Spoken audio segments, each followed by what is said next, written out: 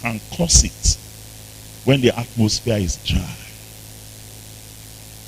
Now, as I round off, I feel I should just leave this with you. That deliberate choice not to diligently hearken to the commandments of God, which are contained in the Bible, a deliberate step to ignore, to look down on divine instructions as contained in the Word of God. We not only close the heavens, but we shut the heavens over a man's life.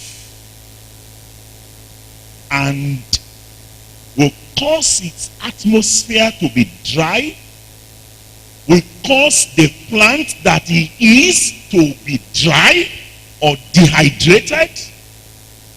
And if there is anything at all, it will be this kind of catarrh, this kind of cold that may follow, even if there is anything that looks like cold in such a hot weather.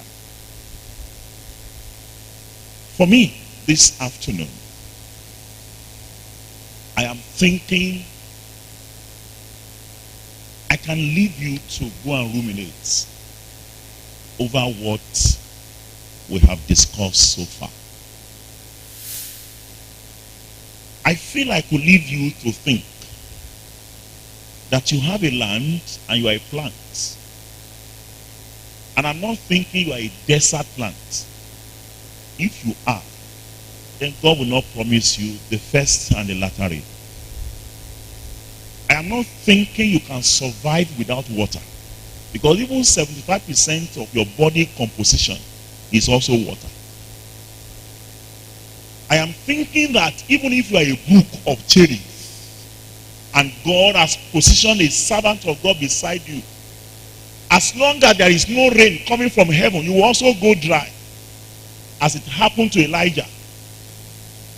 I am thinking that it is not possible for you to survive without diligently hearkening unto the commandments of God. Something tells me, young man, you cannot live your life without definite guidance from the scriptures, and you will ever experience the latter rain we are talking about.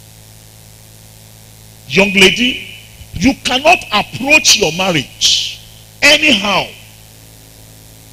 claiming that it's a free world, and it is not such that is guided as though chaperoned by the word of God, and you will ever experience the first and the latter rain in that marriage. You're likely going to have a marriage that is dry of joy. You're likely going to have a marriage that is full of dusty that will bring catarrh to you and your spouse. There is a great attachment to the commandment of God in order for you to enjoy the rain that brings refreshing, rain that will make your plant to bud, to blossom, and to fruit. I feel I should allow you to think about this for a little while. When we come back, I'll be showing you how God ensured that Israel experienced that kind of dryness when they refused to diligently hearken to the commandments of the Lord, and how God brought rain back to them when they turned their hearts over to God one more time. Let's rise as we talk to the Lord.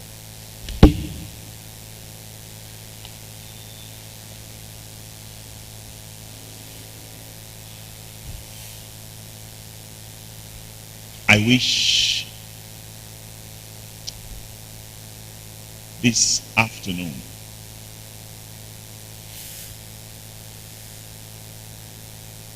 I could give you opportunity which appear to be coming yesterday, but which we cannot harness. I just want to spend 5 minutes to do that. That you are here this morning and you know that you have been running your life outside the commandments of God. You have blatantly refused to obey the commandments of God. You chose not to follow the word of God in the way you live your life. You chose to follow the dictates of your peers, of your friends, of your colleagues, your classmates, your roommates, your neighbor, what you see on African Magic,